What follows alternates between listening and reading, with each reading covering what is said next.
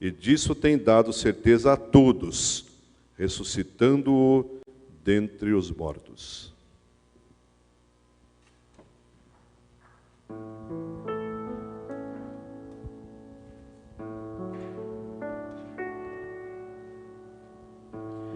Vamos nos colocar em pé e cantarmos com bastante alegria: estou sob o sangue de Deus.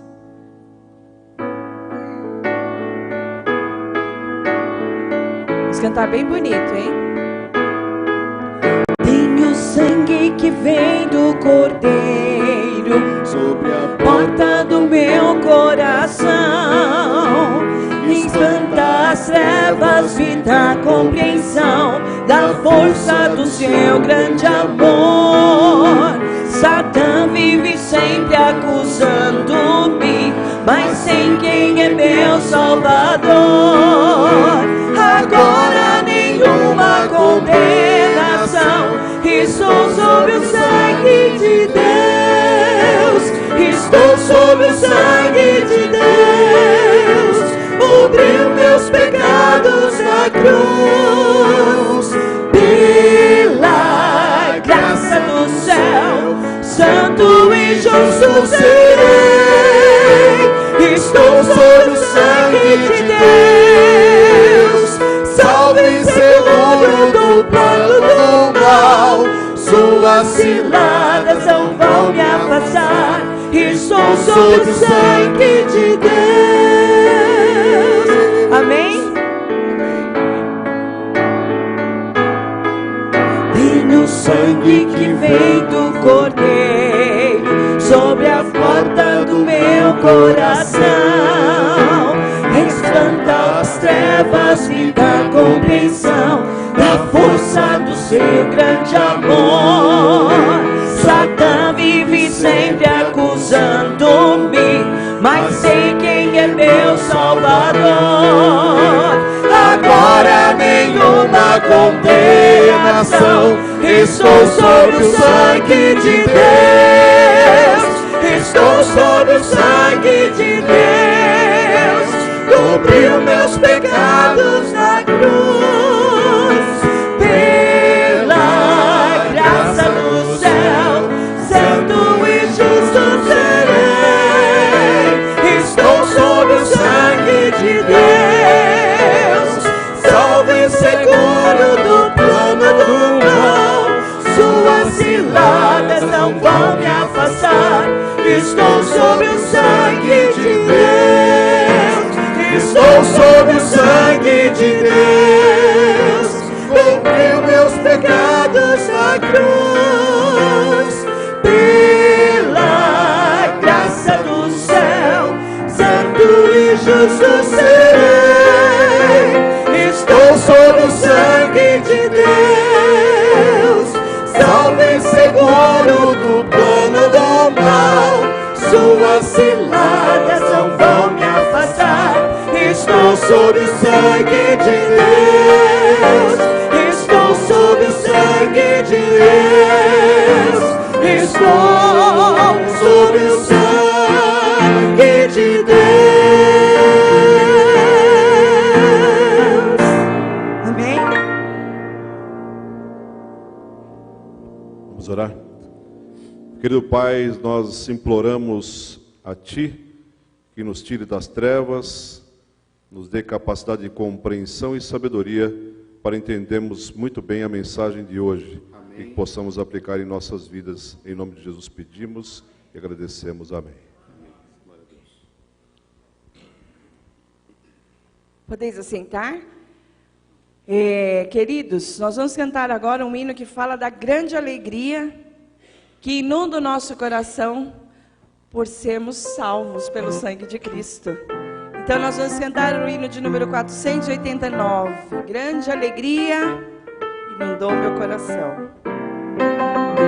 Bem bonito, hein? Igual vocês cantaram essa última música.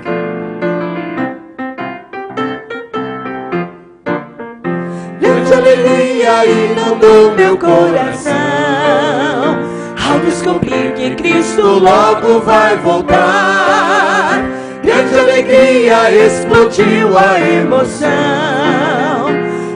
que Cristo fez e faz pra me salvar. Olhando ao redor eu vejo a dor, pessoas sofrendo sem amor, comendo miséria para não morrer, tentando na vida não sofrer. Olhando ao redor eu vejo fé no mundo que quer mudar até, mas essa mudança nunca vai chegar, senão quando Cristo retornar.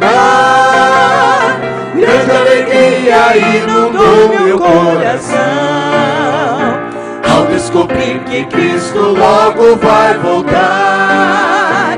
Grande alegria explodiu a emoção pelo que Cristo fez e faz pra me salvar. Olhando ao redor eu vejo o fim de tudo que tem valor pra mim. Os sonhos da vida todos pelo chão, o mundo é só desolação. Olhando ao redor eu vejo o céu fechado e coberto por um véu. O brilho do mundo então se apagou e a vinda de Cristo então brilhou. Grande alegria inundou meu coração ao descobrir que Cristo logo vai voltar. Amém. Grande alegria explodiu a emoção pelo que Cristo fez e faz pra me salvar. Amém? Que essa esperança esteja viva no nosso coração todos os dias e em todos os momentos. Amém.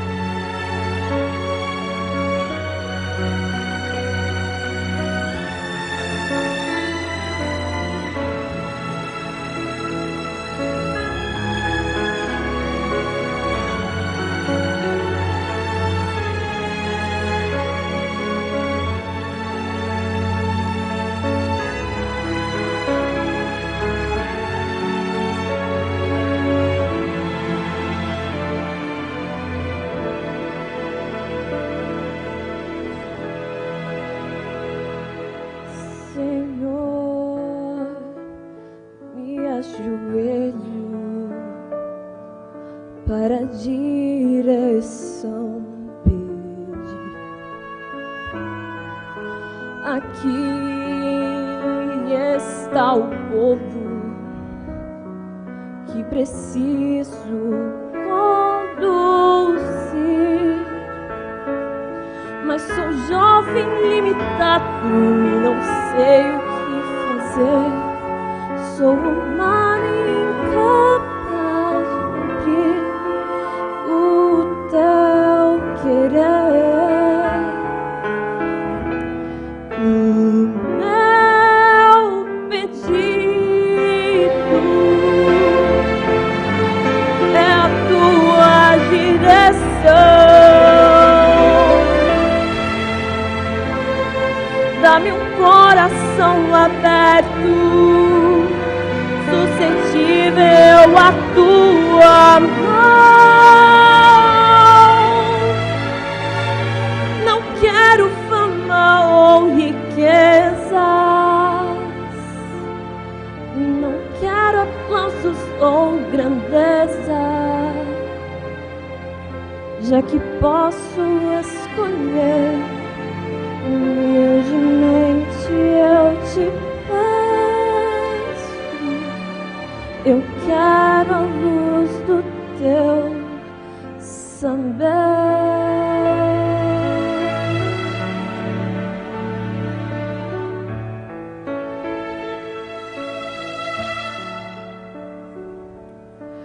Senhor, tu nos guiaste através de gerações. Imploro discernimento para sábias decisões. Ilumina minha mente, pois perfeito é o teu pensar, ensinando o teu servo a saber te escutar. O meu pedido é a tua direção. Quero um coração aberto, suscetível à tua mão. Não quero fama ou riquezas, não quero aplausos ou grandeza,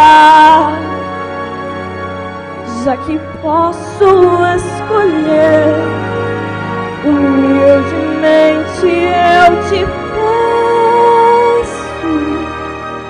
Eu quero a luz do teu saber.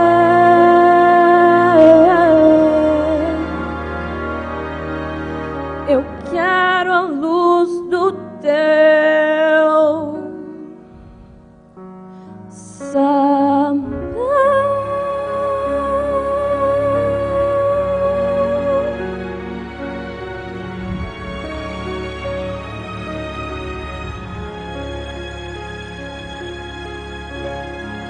Amém.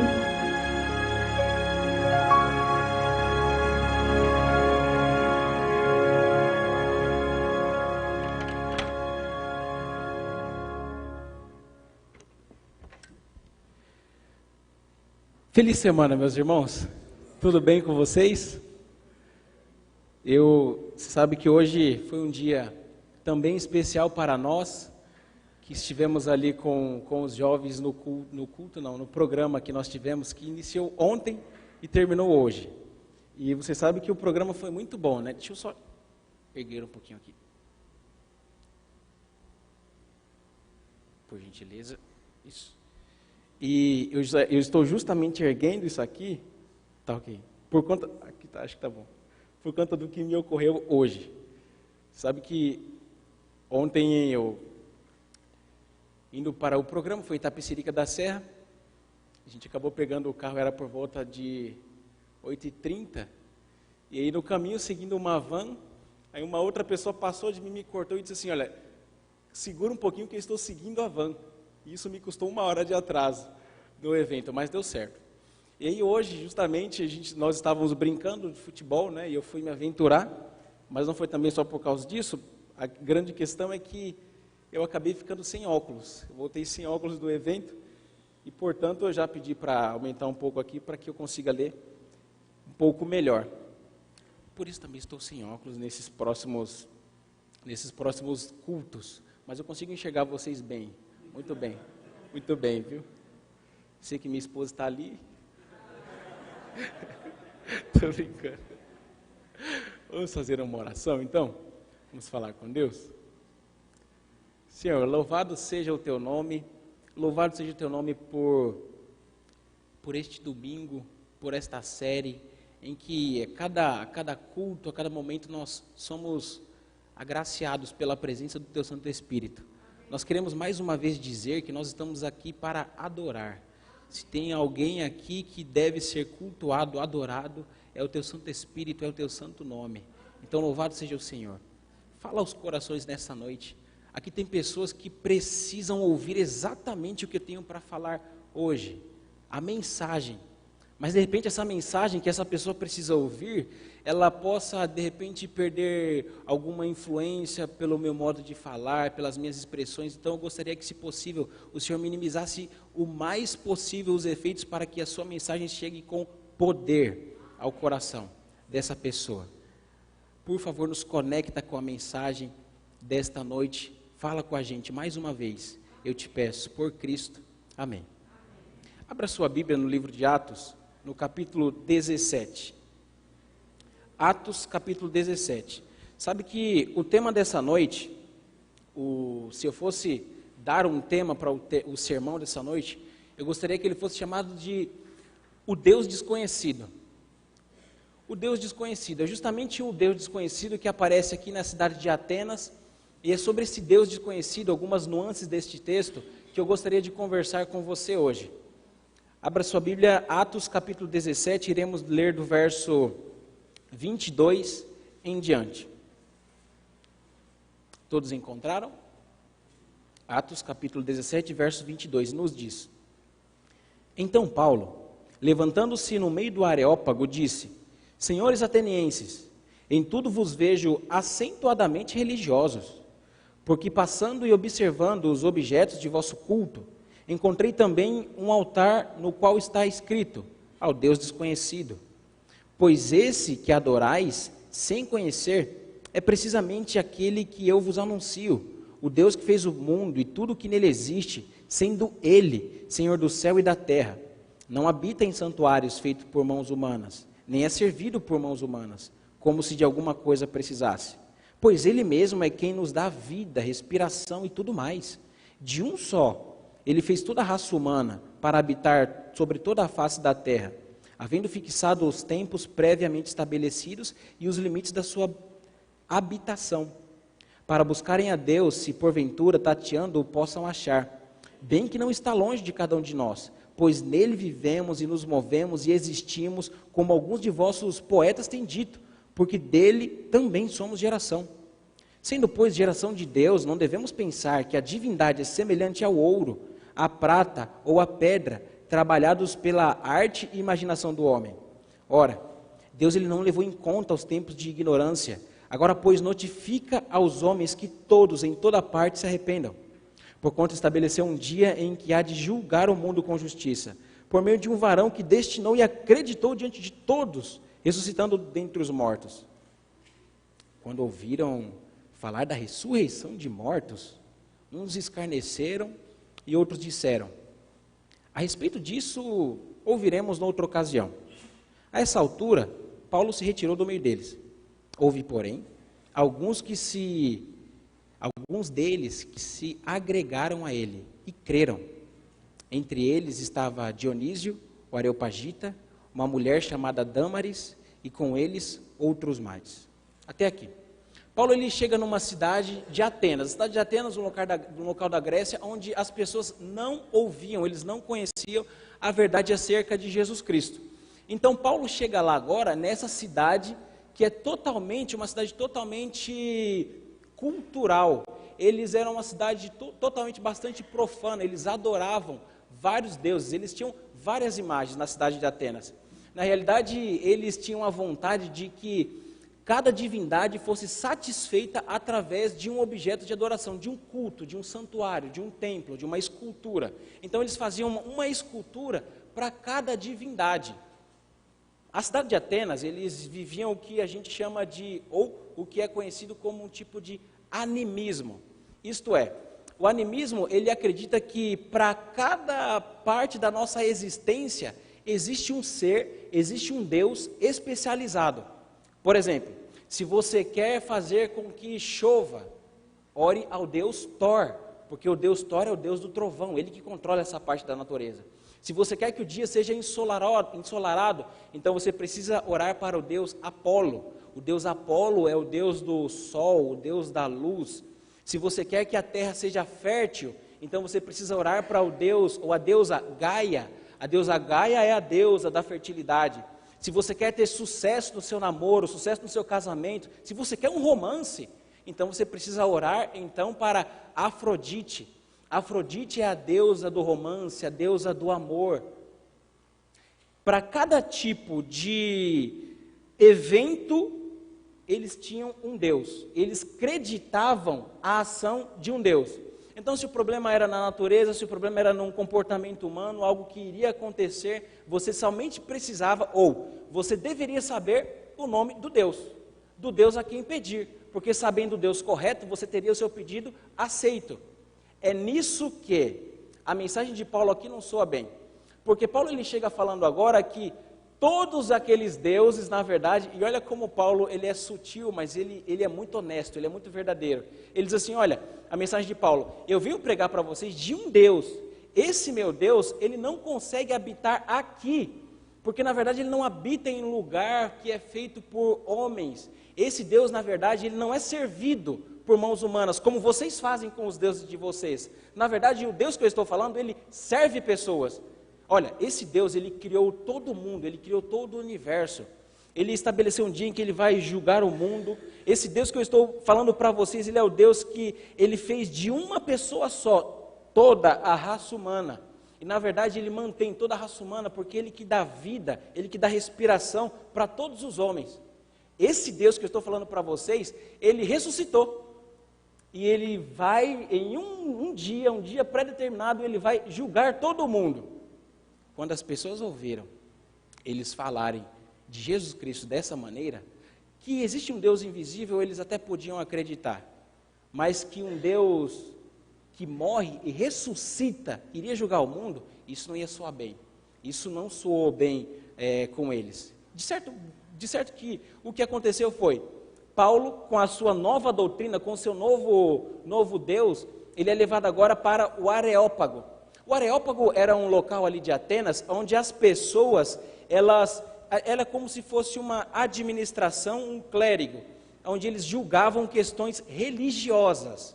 Então ali eles julgavam algumas questões religiosas e pouco política. Na verdade o Areópago, na história ateniense, eles tinham muita influência ali até o século 3 a.C., em que a cidade ali ela não era governada por um rei, não havia um presidente como nós temos. Eles tinham ali um conselho, e este conselho era justamente o conselho do Areópago.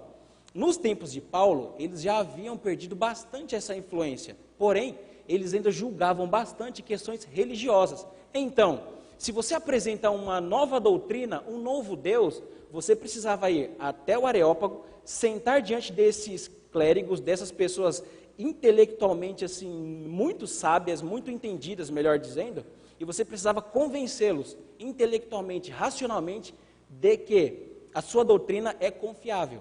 Se eles acreditassem o que você estava falando, então eles construiriam um templo ao seu Deus. Quando Paulo ele chega então em Atenas, ele vai ali diante do clérigo, da administração daquele corpo de sábios, pessoas que estavam acostumadas com a lei da retórica. Na verdade eram pessoas que eram filósofos, você tinha juízes, pessoas que entendiam muito da Bíblia. Agora eles queriam ouvir de Paulo o que estava acontecendo, qual que era a doutrina de Paulo. E Paulo começa a explicar a doutrina. E Paulo percebe que eles tinham um ambiente ali, no Areópago, que havia um monumento, mas em vez de haver uma escultura, uma imagem, havia uma placa. E a placa estava, ao Deus desconhecido. Aí Paulo ele tira uma sacada muito grande. Porque quando Paulo ele começa a conversar, ele começa a ser interrogado de um Deus que ressuscita, isso para eles não era novidade, isso para eles, aliás, era novidade, porque eles poderiam crer em deuses invisíveis, eles nunca tinham visto Thor, ninguém nunca tinha conversado com Thor, o deus Apolo nunca tinha se revelado, Afrodite também nunca tinha participado do casamento de ninguém, embora fosse a deusa do amor, do romance. Então, quando Paulo ele vem falando que, olha, existe o Jesus Cristo, esse Jesus Cristo, ele veio até a terra, ele apareceu para todo mundo, ele morreu e ressuscitou, se tivesse ficado só no invisível, teria sido mais fácil. A grande questão foi que o Deus de Paulo é o Deus que aparece para homem, fala como homem, morre e ressuscita. Isso soou bastante estranho para eles ouvirem. Então que eles começam agora a interrogar Paulo e eles começam a ouvir de Paulo a verdade. E aí Paulo ele começa a explicar, Paulo começa a pregar, e a pregação de Paulo, vocês leram, é uma pregação simples. A pregação de Paulo é uma pregação honesta, é uma pregação sincera. A pregação de Paulo é uma mensagem direta. Paulo ele não está, e não tem nenhum problema nisso, eu também utilizo, mas Paulo ele não tinha uma mensagem musical, Paulo ele não tinha um culto para preparar o coração das pessoas, mas ele tinha o poder da palavra. Ele tinha o poder de Deus para tocar no coração das pessoas. Paulo ele tinha o poder da palavra, e era pelo poder da palavra que ele alcançava corações. Nós estamos aqui muito melhor do que aqueles de Atenas. Nós estamos em condições muito melhores do que aquele do Areópago.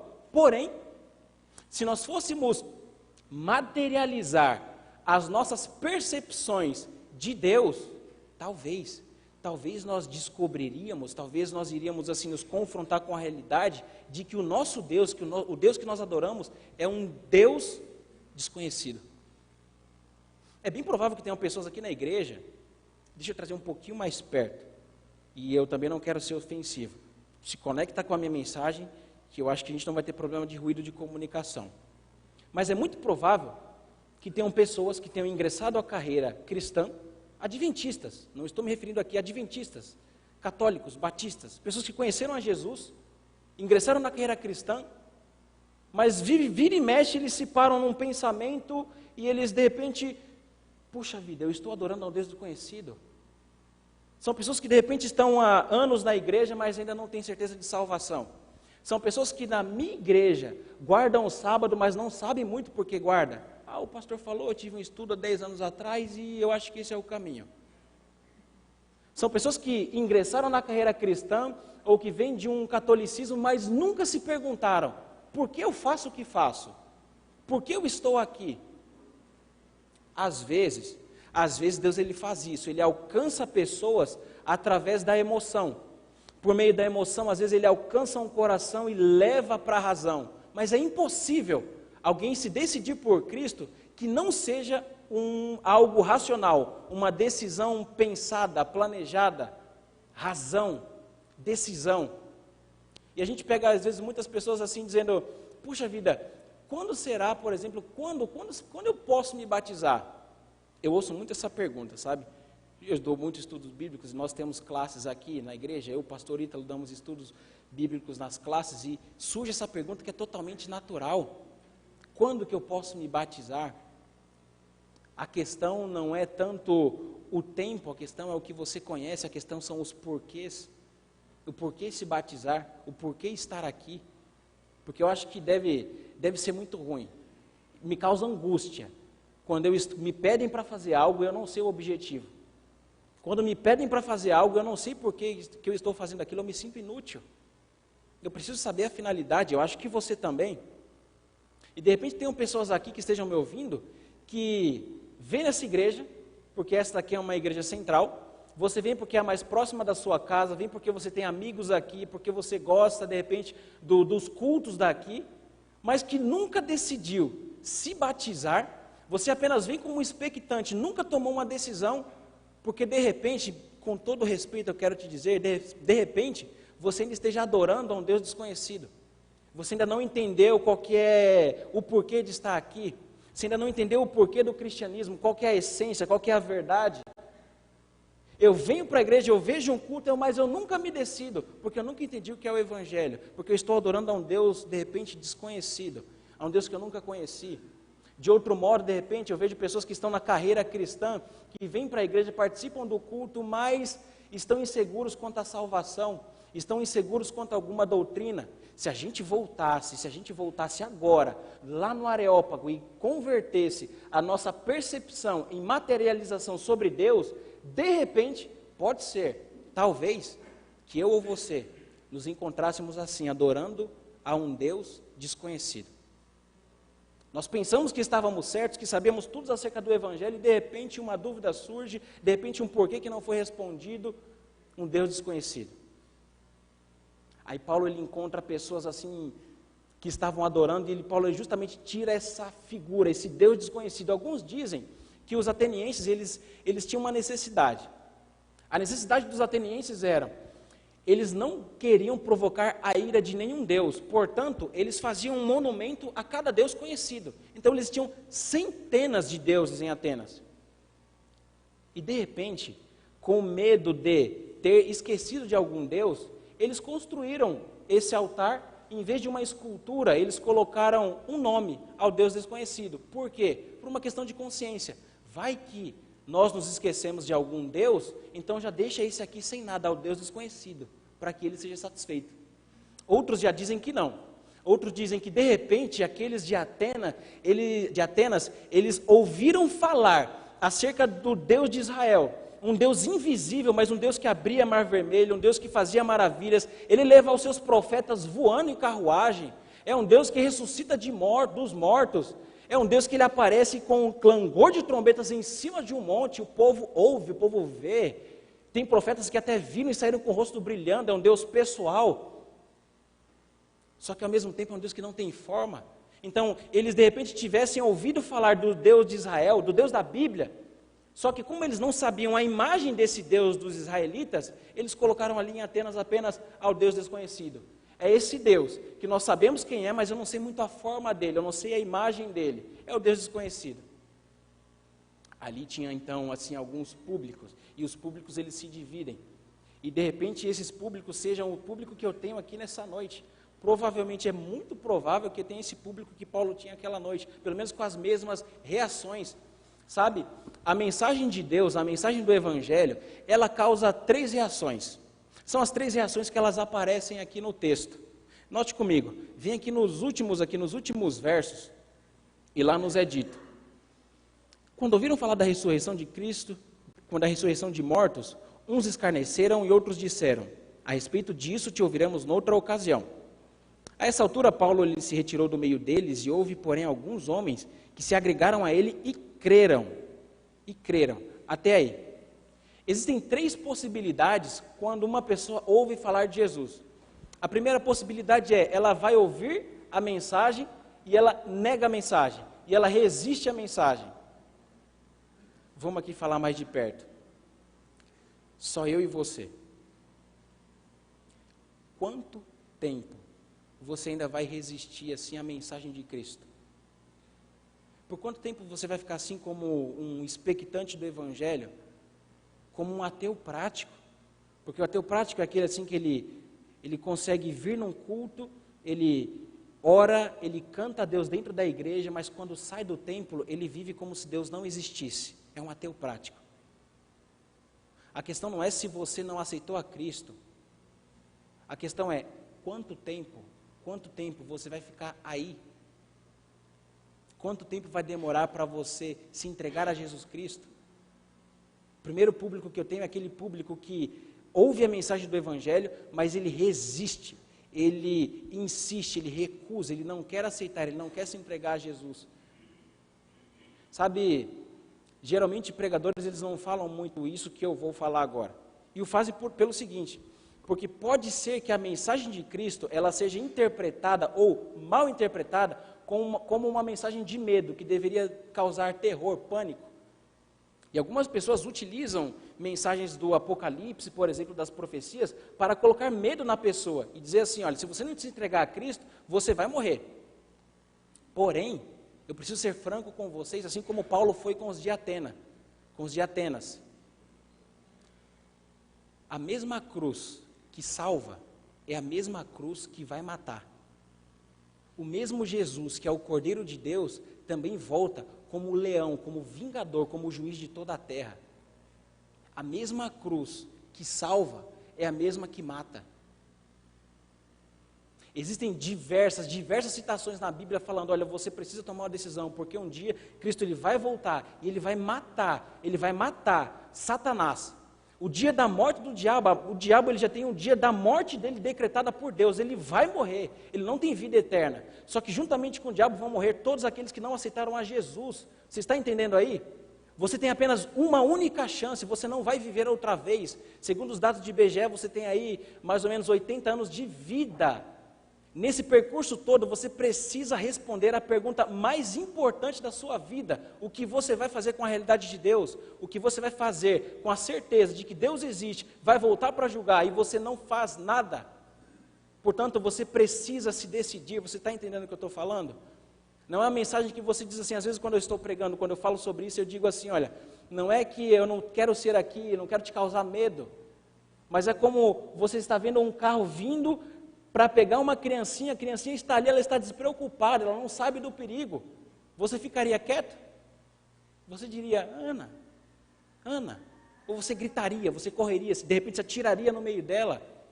É esse o esforço que eu vejo de tantos pregadores que, assim como eu, olham para pessoas, de repente, como você, que vêm para a igreja, que são expectantes do Evangelho, mas ainda não se decidiram por Cristo. Até quando? Você precisa se sacudir, você precisa pensar, porque decisão por Cristo não tem que ver com o que você sente, tem que ver com o que você sabe.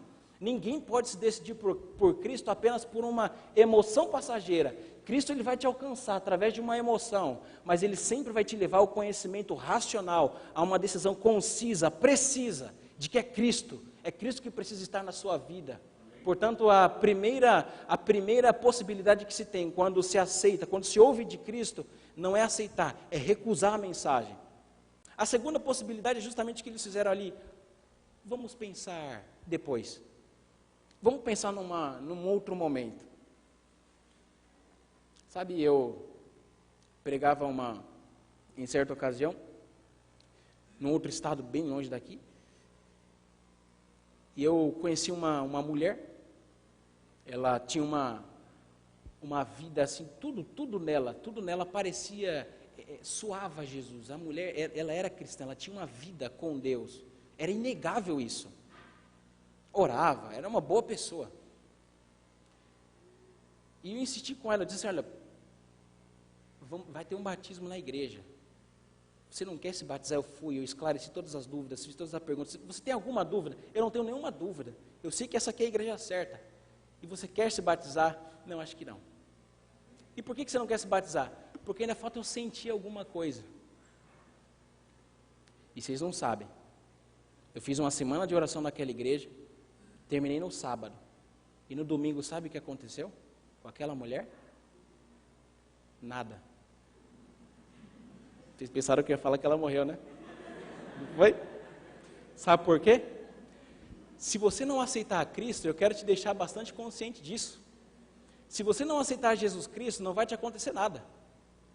Você não vai ser perseguido, não vai acontecer nenhuma praga com você, você não vai perder o teu emprego, nenhuma maldição na tua família, nada. Só que é o seguinte, você tem apenas esta vida, e tão somente esta vida, para tomar a decisão mais importante. Você pode deixar para outro momento, só que esse outro momento ele pode nunca chegar. Só que esse momento ele pode nunca acontecer, porque sabe, uma coisa que eu já percebi que o Espírito Santo é verdade, acredite nisso, é que ele vai falando assim no seu coração, ele vai usando pregadores, às vezes ele utiliza música. Eu já vi também ele utilizar assim, a pessoa ela se sente tocada com uma frase que ela vê no fundo de um caminhão, é o Espírito Santo falando, ele manda torpedo, ele manda o WhatsApp, ele manda mensagem, ele manda pelo Hotmail, ele vai me mandando, são pessoas que vão entrando na sua vida te falando de Cristo, ele vai falando, só que você vai resistindo, você vai desistindo, e a voz, a intensidade, ela vai ficando cada vez mais baixa, até que você já de fato não quer mais saber do Evangelho, porque você vive dizendo, sobre isso eu penso depois, não existe dia mais perigoso do que aquele dia em que se descobre quão fácil é falar sobre o amanhã. Esse é o dia mais perigoso. O dia mais perigoso da sua vida, religiosamente falando, é quando você coloca na cabeça que você pode pensar sobre se entregar a Jesus Cristo numa outra ocasião. Você pode pensar nisso num outro momento. Isso vai mexer com o teu trabalho, isso vai mexer com a tua casa, isso vai mexer com a tua moral diante dos seus amigos. Eu vou pensar em Deus em outro momento. Esse é o dia mais perigoso da nossa vida, quando você se deixa pensar de tomar uma decisão com Cristo para depois. Porque o depois pode nunca chegar. E uma outra possibilidade é aqueles que aceitam. E note, aqui no texto, aqueles que aceitaram a mensagem de Cristo, para eles foi dito o mesmo. Aliás, aqueles que geralmente não aceitam a mensagem de Cristo, que eles não aceitam Deus, eles sabem tanto de Deus quanto eu sei de química quântica. Nada. São pessoas que falam de Deus, que utilizam conhecimento para fazer chacota de Deus, chacota da Bíblia, chacota da religião, mas que se surpreenderiam se conhecesse Deus a fundo. Os gays se surpreenderiam se eles soubessem do Jesus que a Bíblia apresenta. Aquelas pessoas que não gostam muito do cristianismo, elas se surpreenderiam se elas soubessem como é Jesus. Aquelas pessoas assim que se sentem marginalizadas, se surpreenderiam. Como eu disse ontem, nos jovens, existem pessoas marginalizadas, mas Jesus anda pelas margens. Jesus anda pelas margens, Ele vai buscando a todos assim, e deixa eu chegar mais perto, de repente, Ele esteja agora indo, chegando até você na margem da tua vida, porque de repente você pensa assim, pastor, mas eu não deveria ser cristão por conta da minha condição. E quem disse que depende de quem você é? E quem disse que depende do que você faz?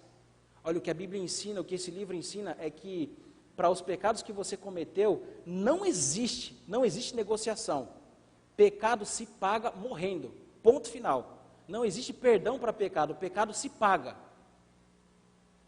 Pecado não é perdoado, pecado é pago. Qual que é a diferença de nós para os outros? Qual que é a diferença que pode ser tua para a minha? É que alguns olham para a cruz de Cristo e Cristo foi que pagou os nossos pecados. É em Cristo que nós temos a redenção. É em Cristo que pecadores podem encontrar vida eterna, não por conta de quem são, mas porque eles aceitaram a troca da cruz. E a mensagem da cruz é essa: o pecado ele precisa ser pago com morte. Mas a boa notícia, esse é o Evangelho. Esse é o Evangelho pregado há mais de 2.000 anos. Na verdade não, esse é o Evangelho pregado há mais de 6.000 anos. Cristo morto na cruz, é a grande troca. É que não depende de quem você é, de onde você está, depende do que Cristo fez. E Cristo viveu uma vida santa e morreu por nossos pecados, portanto, vida eterna. Não importa aonde você está, não importa quem você seja, vida eterna. Sabe, se você soubesse a minha história,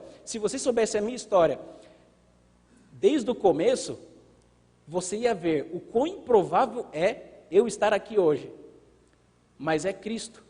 Cristo ele alcança, ele vai lá nos que estão na margem da sociedade, dos que são marginalizados, dos improváveis. E talvez aqui alguém me ouça que está se sentindo na margem, talvez aqui alguém me ouça que está se sentindo perdido. Deixa eu te dizer, o pecado não tira ninguém do céu. O que tira pessoas do céu é não aceitar a verdade tal qual está em Jesus Cristo.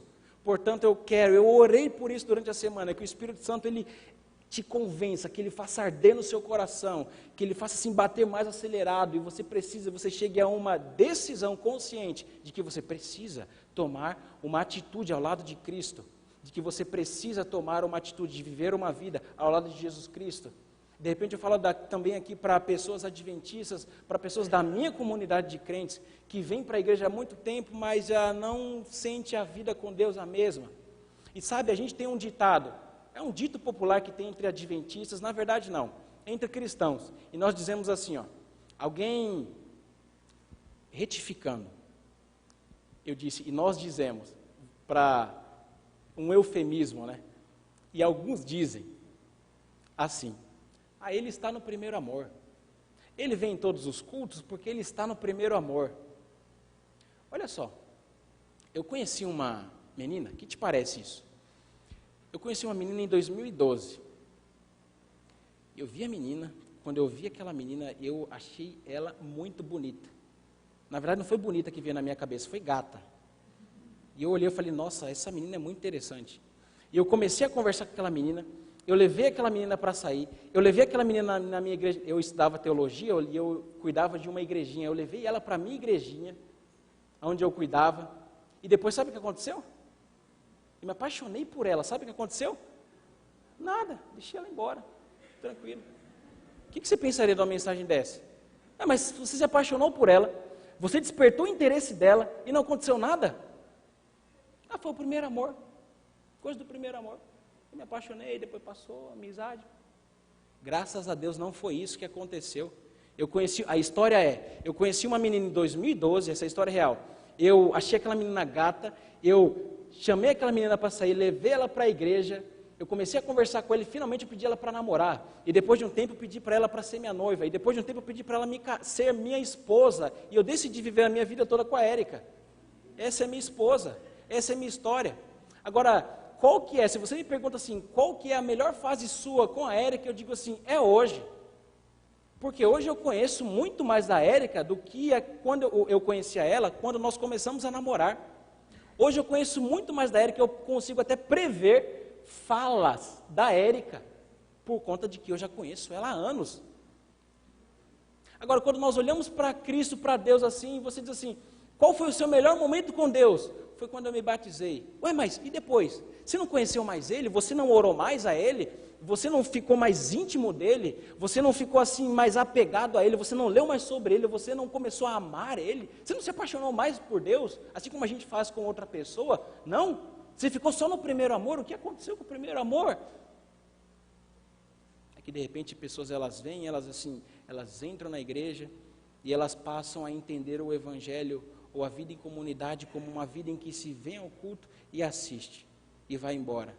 Em que se guarda alguns mandamentos, algumas regrinhas e pronto, vamos esperar Jesus Cristo voltar. Vida é uma relação com Deus e Deus ele nos chama para uma relação, Ele nos chama para uma conversa íntima. E de repente alguém aqui também esteja nessa situação assim, eu tive uma vida com Deus, assim, eu tive um primeiro amor com Deus, e o que aconteceu depois? Pastor, eu já não sinto a mesma coisa mais, eu não tenho a sensação de que eu estou salvo, parece que as coisas não fazem muito sentido, não tem nenhum problema você ter esse tipo de questionamento, só que de repente a grande indagação não seja a questão, seja o relacionamento, seja como você lida com Deus, como você se relaciona com Deus. Bem, o nosso Deus é um Deus de improváveis. E o discurso do Areópago é um discurso que deixa bem claro que ele vai ali, se tem uma margem da sociedade, se tem aqueles que são marginalizados, Cristo ele anda às margens da sociedade. Ele busca os improváveis, ele vai atrás daquele que ninguém olharia, que ninguém observaria. Cristo ele alcança todo mundo, ele alcança todos.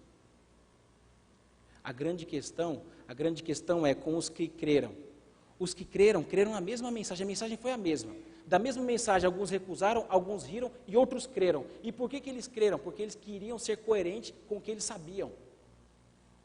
E sabe, às vezes eu pego pessoas assim, dizendo, olha, eu gosto da igreja, mas eu cresci na igreja A.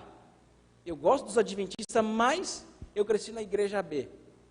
A questão não é a placa, mas é ser coerente com o que você sabe. Aqui estavam pessoas que cresceram, que aprenderam a adorar, a cultuar vários outros deuses, mas ouviram a mensagem de Paulo. E a mensagem de Paulo foi, esses deuses eles não existem, na verdade o que existe é um Jesus Cristo. E eles abandonaram tudo aquilo que eles criam, a identidade religiosa deles, por conta de uma verdade, para ser, aliás, intelectualmente honestos, coerente com o que eles estavam sabendo.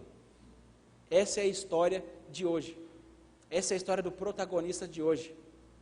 Uma pessoa que teve uma criação e por algum momento, por algum motivo, e nós vamos saber agora, decidiu abandonar a sua identidade religiosa para imergir no mundo de conhecimento e ser coerente com o que sabia, por alguém que foi tocado por Deus em algum ponto de sua vida.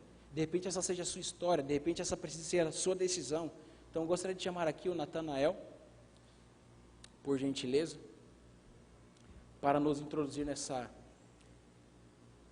história, que se confunde também com a nossa.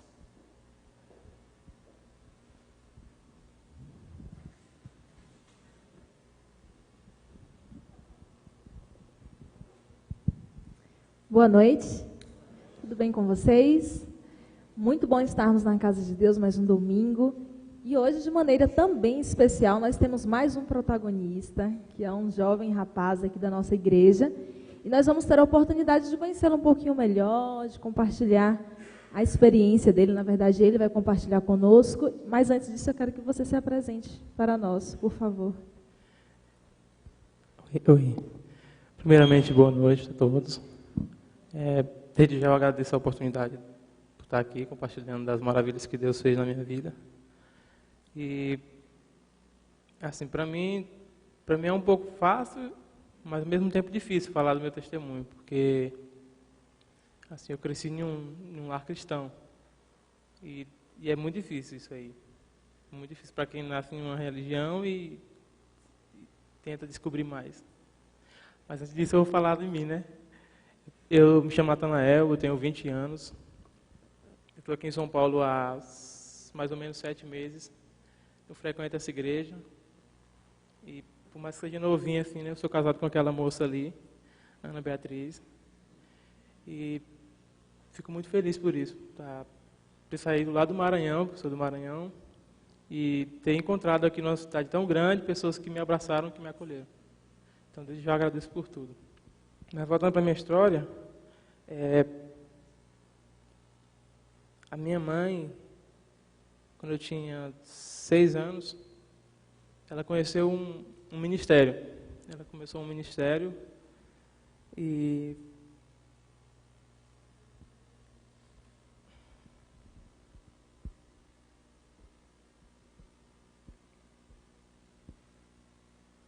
para mim não é fácil porque era o sonho da minha família, o sonho dos meus parentes, me verem lá com eles, participando, porque meu pai, da minha mãe é pastora da Batista, meu pai pastor também, as minhas irmãs são obreiras da Igreja Batista, meus tios também, meus primos também, enfim.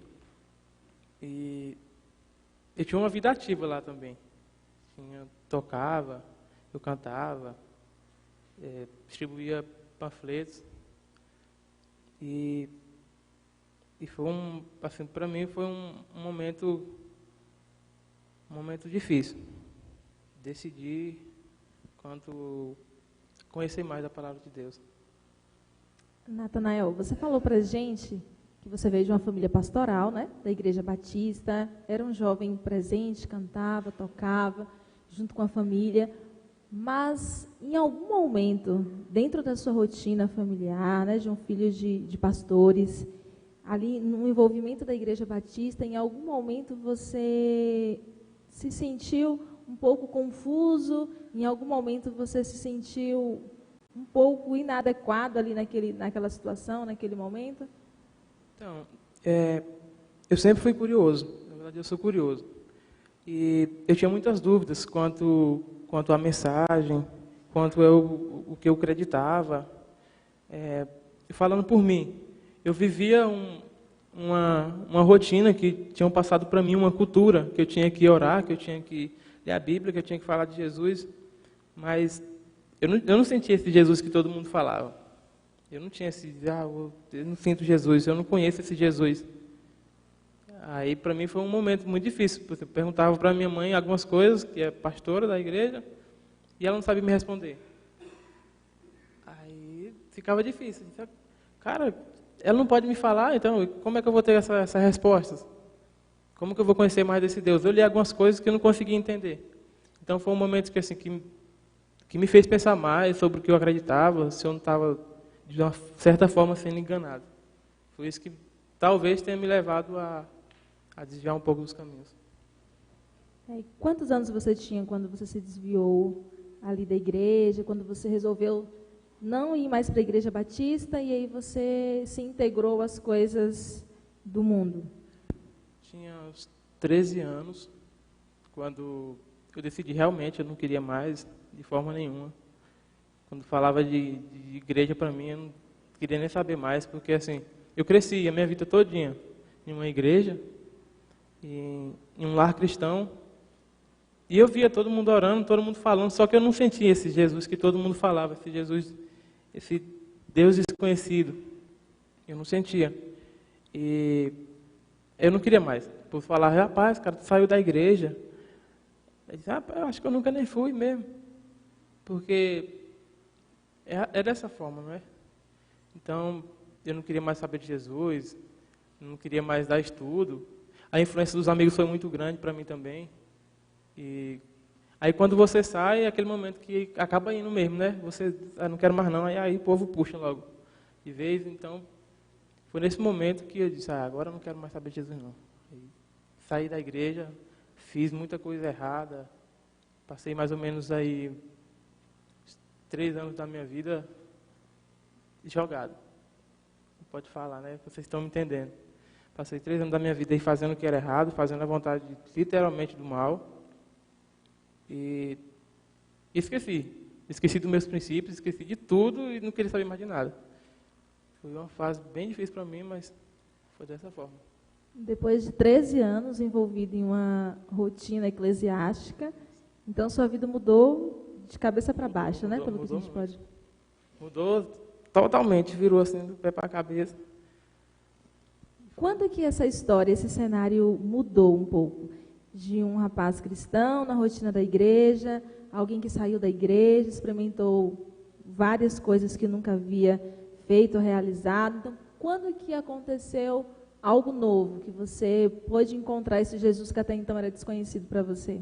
Vou contar exatamente como aconteceu. Foi, assim, já falei que eu não queria mais saber de Jesus, então quem chegava para mim falar de Jesus eu não queria mais nem saber, não queria nem ver. E era um desespero lá em casa, porque eu via minha mãe desesperada, querendo falar de Jesus para mim, pedir outras pessoas para falar para mim também. Diz, vai lá, fala com ele, porque ele se desviou, não quer mais saber de forma nenhuma. E nesse dia, tinha 15 anos, 15 aninhos, eu não estava bem, eu estava bêbado, numa esquina, e chegou 2 jovens para falar comigo. Aí eles começaram a puxar assunto e foi até legal. Começaram sobre outras coisas, começaram a falar de jogo, coisa que me interessou. E a conversa fluiu. Eles começaram a falar de Jesus. Eu disse, não, espera aí, não vem não, estou fora. De Jesus não. E aí teve um problema lá, eu disse, não quero saber de Jesus não, vocês são muito tão falsos, nem conhecia o menino. E fui embora. No outro dia, eu acordei 10 horas, uma zoada na porta, uma batida na porta. Eu falei, vai derrubar mesmo. E eles batendo na porta lá e eu abri. Aí ele falou, você lembra da gente que falou contigo ontem? Eu não estava lembrando de nada. Eu falei, comigo? Não, vocês não falaram comigo não. Aí, a gente falou com você, a gente pode sentar para conversar? Aí começaram a me explicar sobre o que tinha acontecido, falou que eu falei mal deles, sem conhecer. E começaram a me explicar sobre o que tinha acontecido. Eles falaram de Jesus, e eu estava bem já nessa hora. Quando eles falaram que falou de Jesus para mim, eu disse, não, já vem de novo com esse assunto. Aí eles, então tu lembra. Então tu lembra do que... Então você lembra que a gente estava junto contigo lá. Então, eles convidaram para ir para uma gincana que estava acontecendo numa escola. Bora na gincana, vai ter futebol. Aí eu disse, futebol, eu vou. Fui lá com eles, joguei futebol. E disse, vem à noite, vai ter lanche. Aí eu disse, então eu vou. Futebol e lanche eu vou. Natanael, conta pra gente, quem eram esses 2 jovens? Você disse que estava bêbado em uma esquina e 2 jovens te abordaram, conversaram com você, e no outro dia te fizeram uma visita e se aproximaram bastante. Quem eram aqueles jovens? Esses jovens, lá não sei se você conhece, né, chamado por Caleb, é um grupo de jovens, para quem não sabe, é um grupo de jovens que se deslocam de uma cidade para outra para fazer evangelismo. Assim, pega uns 15 jovens e vão para tal lugar, vocês vão evangelizar. E no final, as pessoas que se decidirem serão batizadas. Foi mais ou menos assim. Então, esses 2 meninos eram Calebs, e até hoje eu agradeço demais por isso. Porque foi esses 2 rapazes que não tiveram nem medo, né, porque eu não estava bem, e era de noite, e tiveram essa coragem toda de me convidar. Só uma observação, a Missão Caleb acontece no Nordeste, todos os anos, 2 vezes por ano. Então, acontece em época de férias, nas férias de julho e nas férias no mês de janeiro. Como o Natanael falou, alguns jovens escolhem fazer um evangelismo e durante 30 dias eles ficam em alguma cidade e realmente fazem 30 dias de evangelismo. E eles começam a recrutar realmente jovens e pessoas que queiram conhecer a palavra de Deus. E foi a partir daí que você foi alcançado, né? Um detalhe, você falou pra gente que a sua mãe é pastora, certo? Até hoje ela ainda é pastora, né? Pelo que eu sei. Como que foi para ela saber que o filho dela, né? Que estava ali, que estava na igreja com ela até então, que tinha saído, agora estava tendo contato com jovens adventistas? Assim, de primeiro impacto, ela... Quem é esses meninos? Quem são esse pessoal aí que está vindo aqui todo dia? E eu tentei explicar para elas que era um pessoal que gostava de futebol, porque eu só pensava nisso. Ele gosta de futebol, eles fazem festa, eles brincam. Mas, quanto a Jesus, eu não tinha tocado nesse assunto com ela ainda. E quando eles foram no primeiro dia lá, era segunda-feira à tarde, eles foram para perguntar se eu queria um estudo. Aí foi um lugar que eu não quis. Eu disse, não, eu vou resistir, estudo não, vai para lá. E eles insistiram, e foi a segunda-feira, e terça-feira eles me convidaram de novo, e teve outro estudo, e eu já não queria mais. Na sexta-feira, as 4 tentativas que eles fizeram, eu disse, pois tá bom, eu vou querer um estudo aí. Já que vocês estão falando tanto, eu vou receber só um. Aí foi nesse momento que minha mãe se manifestou, assim, que ela disse, não, opa, estudo não. Vão fazer uma lavagem celebrando na tua cabeça, aí tu vai lá para eles. E foi dessa forma que aconteceu. Eu recebi esse estudo, e a primeira coisa que eu queria saber, sempre a dúvida que eu tive na minha vida era essa. Por que esse pessoal guarda o sábado? A primeira pergunta que eu fiz, por que vocês guardam o sábado? Aí ele disse, não, hoje não, eu não quero estudo não.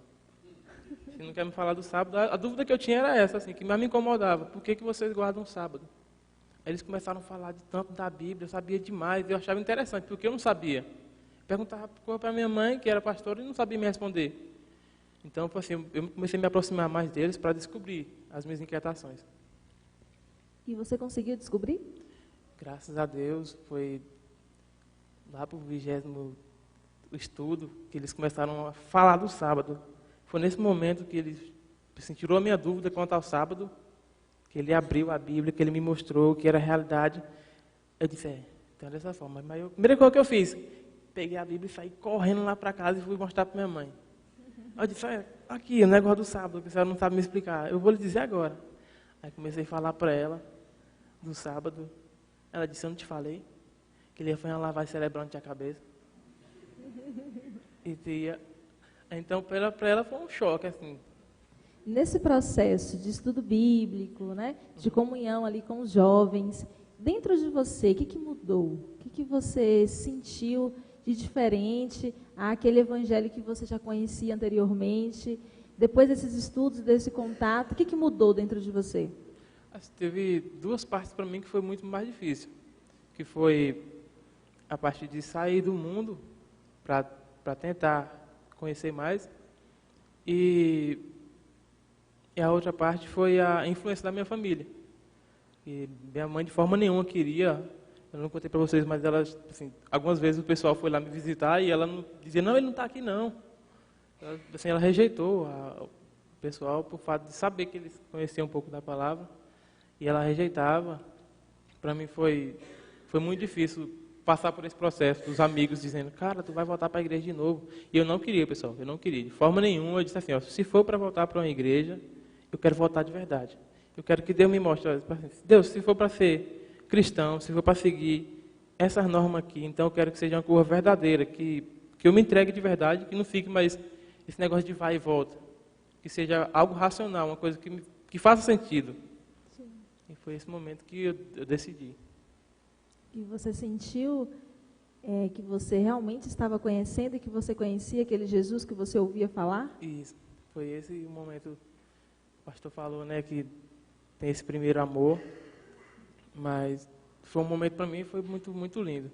Porque conhecer de um Deus, não só o que o povo fala, um Deus que você sente, um Deus que você vê com sentimentos, Deus que você vê agir, porque se for contar minha história, do pé à cabeça vocês vão ver quantas vezes Deus me livrou da morte. Assim, na cara, quantas vezes na cara Deus me livrou da morte. Quantas vezes Deus usou pessoas para falar, filho, está no caminho errado, cara, teu caminho é por aqui. E eu comecei a ver um Deus que existe, não um Deus desconhecido, é um Deus que para mim era conhecido, um Deus que eu comecei a me aproximar. E eu fiz um voto com Deus que eu disse assim, para Deus, não sei se alguém já fez isso. Deus, eu vou me entregar só uma vez. Eu vou fazer só essa vez. Se não funcionar, eu saio de vez. Mas eu vou me entregar de verdade, só uma vezinha. Aí foi nesse momento que eu não quis mais voltar. Nesse momento que ele me abraçou e que ele disse, pois é só essa vez que eu te pego. Aí, Amém. graças a Deus, eu sou muito feliz por ter conhecido a Igreja Adventista, Amém. ter conhecido essa família. Amém. O motivo pelo qual eu chamei o Natanael aqui hoje, e o que me impressionou no momento em que eu conheci ele, primeiro, ele tinha uma identidade religiosa, ele cresceu na igreja batista. A mãe dele é pastora, ela acompanha ele. É interessante quando ele diz assim, quando ele falou para mim, não é? Ela era totalmente contra o fato dele ser adventista, porém ela já consegue compreender, ele totalmente a favor. Ela chega a dizer para ele assim, que essa foi uma das melhores escolhas que ele fez na vida dele, ingressar na carreira cristã. E eu escolhi ter trazido ele aqui hoje, e trago ele aqui hoje, justamente porque, veja, quando você tem uma identidade, quando você está enraizado em algo, em um conhecimento, é muito difícil você sair disso, da sua zona de conforto. E muitas pessoas elas não se decidem por Deus, justamente porque elas estão numa espécie de reticência, elas estão ali pensando, elas estão indagando, será que eu devo? E de repente tem pessoas que elas ficam esperando por Deus, como se ele fosse fazer com que ela sentisse algo diferente, uma emoção diferente. Esse momento ele nunca vai chegar, porque assim, Deus ele chega, ele alcança uma pessoa através de uma emoção, mas a decisão, veja, a decisão, ela não pode ser movida por uma emoção, ela é sempre algo racional. Ter uma vida com Cristo não depende do que você sente, das emoções que você tem, de quem você seja, é a respeito do que você sabe sobre Jesus Cristo. A vida cristã ela está numa pessoa, Jesus. Como você conhece a Jesus? Para muitas pessoas, Deus ele é um Deus desconhecido. Algumas pessoas assim, elas estão num caixão, em frente a um caixão, com um ente querido morto, e ele chorando. Elas percebem que o Deus que ela serve é o Deus que tem o nome de Consolador, porque é o Deus que deu consolo para ela, para uma situação que não mudou, que de repente ela orou, que ela esperou, e aquele Deus de repente que ela não chamava de nenhum nome a não ser de Deus, ela agora dá um nome, ela diz, é meu Consolador, porque foi quem consolou na hora da morte do ente querido. Outros sabem o que é perder diante da vida. Outros sabem o que é perder diante da vida, assim, do que é ficar esmagado, do que é se sentir marginalizado, e chamam Deus de rocha, porque Ele foi o que ficou quando tudo faltou. Outros percebem assim Deus como um pai, porque Ele foi quem esteve ali do lado, Ele foi quem deu carinho, Ele foi o necessário quando aquela pessoa estava passando necessidade. Quando a necessidade ela era espiritual, quando a necessidade ela foi física, quando a necessidade foi de um vazio no coração, assim que você sentiu, por alguém, por algum familiar teu, de repente por alguém que você gostaria que estivesse aqui, já não está mais, e aí você descobriu um nome para Deus, aí você descobre uma outra maneira de chamar Deus, ele passa de ser apenas Deus e ele começa agora a ser Pai. Como que você conhece Deus? Qual que é o nome que você dá para esse Deus desconhecido? Olha, se de alguma maneira esse sermão, essa mensagem, ela chamou a sua atenção, assim, se de alguma maneira você foi impactada por essa mensagem, adventista ou não, eu gostaria de fazer um convite para você. Eu quero orar por você. Eu quero conhecer você mais de perto. Eu gostaria de chamar você aqui na frente. Você poderia vir aqui à frente nesse momento para eu fazer uma oração assim especial por você? Tem alguém assim aqui? Pastor, eu quero conhecer mais sobre esse Deus desconhecido. Olha, eu já sou adventista, mas eu ainda tenho dúvidas. Não, eu não sou adventista, louvado seja Deus. Eu não sou adventista, mas eu conheço os membros, eu conheço nomes, eu conheço vocês, mas ainda não me decidi ainda por Cristo. Eu quero tomar uma decisão por Cristo. Deixa eu te dizer uma coisa, a decisão por Cristo não só é uma decisão necessária, como ela é a decisão mais importante que você precisa tomar ao longo da sua vida, a decisão por Cristo. Louvado seja Deus. Vocês podem vir aqui para perto de mim? Louvado seja Deus. Eu quero saber se tem mais alguém aqui, mais alguém que de repente frequenta a nossa comunidade de crentes, alguém que até se considera adventista, mas ainda assim não tomou uma decisão por Cristo. Eu quero dizer a você, você precisa se decidir. E não espere com que você sinta algo, porque o cristianismo ele está muito mais no que você sabe do que aquilo que você sente. Portanto, eu preciso chamar mais uma vez, eu quero que você venha aqui à frente, eu quero fazer uma oração por você, eu quero conversar com você que está sentindo necessidade de Deus, com você que está sentindo necessidade não somente de um suprimento, de um bom emprego, de ter uma vida equilibrada, necessidade de Deus, é aquilo que o dinheiro não está dando, é aquilo que o psicólogo ele não consegue te dizer, necessidade de Deus ela não consegue ser encontrada aqui na terra, ela é encontrada quando a gente abre o nosso coração para o céu, necessidade de Deus. Deus seja louvado. Tem mais alguém aqui assim?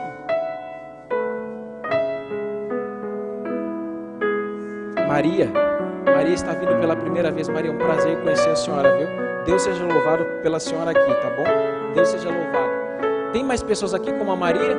De repente você veio aqui hoje na igreja, veio assistir o culto aqui na nossa comunidade, na Central Paulistana, ouviu o sermão, se sentiu tocado, está se sentindo tocado e gostaria de receber uma oração. Quero chamar você aqui à frente para receber essa oração. Não estava na sua agenda, mas de repente estava no calendário do céu. Utilizar esse momento, esses 40 minutos, essa 1 hora, para alcançar você. Se tem alguém aqui se sentindo na margem, deixa eu te dizer, Deus ele anda nas margens, Ele vai até onde é necessário para te alcançar. Louvado seja Deus. Luciana, eu tenho orado por você, viu? Louvado seja Deus por tua vinda aqui. Eu tenho orado por você, louvado seja Deus. Como você está? Vamos ficar de pé? Enquanto eu oro daqui, eu quero que vocês orem juntos comigo, porque aqui tem pessoas que tomaram decisão, mas não é tomar decisão para se unirem ao grupo de seguidores do Alisson Brasil. É pessoas que tomaram decisão, a decisão mais importante de se unirem a Jesus Cristo, ao Mestre Jesus. Pessoas que de repente assim numa casualidade da vida, mas que se encontram agora com Deus, que de repente em outro momento era desconhecido, mas que agora é mais real ainda, com Deus que pode ser chamado por um nome: Pai, Consolador, Rocha. Vamos fazer uma oração. Ó Deus, eu quero louvar o Teu nome. Eu quero louvar o Teu nome por essas pessoas que tomaram uma decisão nesta noite. A decisão é simplesmente a decisão mais importante da nossa vida. E eu justifico. É a mais importante da nossa vida porque ela é a única de todas as decisões que nós iremos tomar nessa terra. A decisão por Cristo é a única que tem implicações eternas. Louvado seja o Teu nome, porque aqui tem pessoas comuns como eu, mas que o Senhor alcançou, que o Senhor insiste. Se tem pessoas lutando contra Deus, louvado seja o Senhor, porque o Senhor não vai desistir dela até o último suspiro, até o último fôlego de vida dela. E de repente tem alguém nesses bancos, nessas fileiras, que eu não vou ter a oportunidade de conhecer, que de repente não vai voltar aqui a essa igreja uma outra vez, mas que vai sair com a mensagem assim, com o chamado retumbando assim do Espírito Santo no coração, porque são pessoas que o Senhor se importa, são pessoas que também o Senhor morreu. De repente aqui também eu quero apresentar ao Senhor os membros da minha comunidade, os adventistas que estão ouvindo, vendo de repente esse sermão em outros lugares. São pessoas que ingressaram na caminhada cristã, mas vivem apenas o tempo do primeiro amor, que de repente se perderam nas regras, nas tradições, não te sentem mais. Ó Deus, eu gostaria que o Senhor fosse tão real para elas como o ar que nós respiramos, que passasse de um Deus desconhecido como de Deus para o Pai, para o Consolador, para o amigo, para aquele que vem, para aquele que está conosco, para aquele que é transcendente, mas ao mesmo tempo ele é imanente, aquele que está acima de tudo e todos, não habita em templos, mas ao mesmo tempo habita no nosso coração. Louvado seja o Senhor pela entrega, pelo altar, pela tua igreja aqui reunida nesta frente de pessoas que entregam o coração ao Senhor. Louvado seja o Senhor, que nós temos o Espírito Santo, essa aqui é a prova, quando a tua palavra é aberta e pessoas são convencidas pelo Espírito Santo. Louvado seja o Senhor. Permanece conosco, nos leva para casa e nos traga para este culto, para adorar ao Senhor. Em nome de Jesus, amém.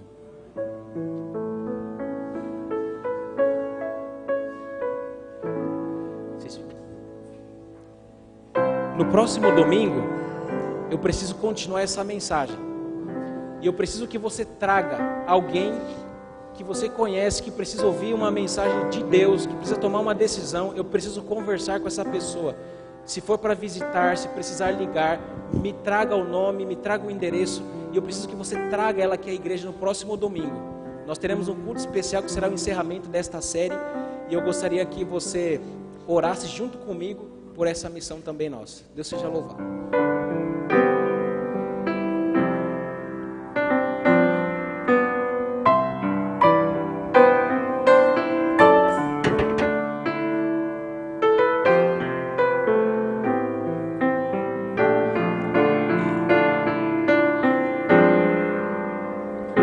Após deixarmos este bom lugar, concede, ó Pai, poder nos desfrutar do teu amor que é sem medida, a paz que só em ti se pode achar, e que a esperança que nos faz andar esteja sempre a iluminar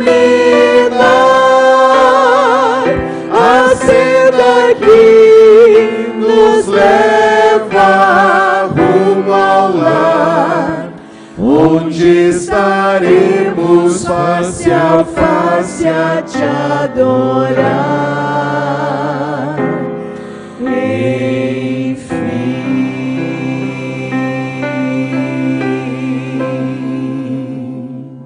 Amém? Uma boa semana a todos.